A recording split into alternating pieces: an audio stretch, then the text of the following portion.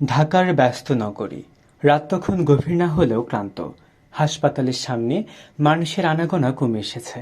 চিকিৎসা শেষে স্বস্তির নিঃশ্বাস নিয়ে অটোরিকশায় বাসার পথে ফিরছিলেন এক নারী পুলিশ কর্মকর্তা। তিনি জানতেন না কয়েক সেকেন্ডের মধ্যে বদলে যাবে পুরো দৃশ্যপট। হঠাৎ পেছন থেকে দ্রুতগতির একটি কালো মোটরসাইকেল এসে রিকশার পাশ ঘেঁষে যায়। মুহূর্তেই প্রবল এক টান। প্রথমে তিনি ভেবেছিলেন হয়তো মোটরসাইকেলের সঙ্গে রিকশার ধাক্কা লেগেছে, কিংবা অসাবধানতাবশত তার ব্যাগ আটকে গেছে কোথাও। কিন্তু তা নয়। চোখের পলকে বুঝতে পারেন সেটি ছিল পরিকল্পিত ছিনতাই। তার ব্যাগ টেনে নিয়ে ছুটে পালাচ্ছে দুই যুবক।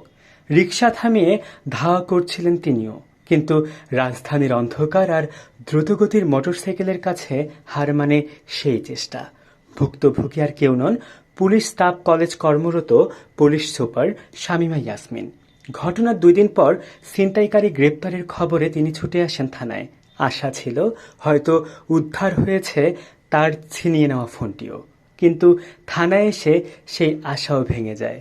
নিজের অভিজ্ঞতা বর্ণনায় তিনি বলেন, প্রথমে বুঝতেই পারেননি এটি ছিনতাই। সবকিছু ঘটে যায় এত দ্রুত, যেন কয়েক সেকেন্ডের এক দুঃস্বপ্ন। রাজধানীতে ছিনতাইয়ের ভয়াবহতা এমন এক জায়গায় পৌঁছিয়েছে যেখানে সাধারণ মানুষ তো বটেই, নিরাপত্তা বাহিনীর সদস্যরাও রেহাই পাচ্ছেন না। প্রশ্ন উঠছে, শহরের রাজপথে আসলে কতটা নিরাপদ মানুষ? আর যখন একজন নারী পুলিশ কর্মকর্তাকে হতে হয় ছিনতাইয়ের শিকার, তখন সাধারণ নাগরিকের নিরাপত্তা নিয়ে উদ্বেগ আরও গভীর হয়ে ওঠে।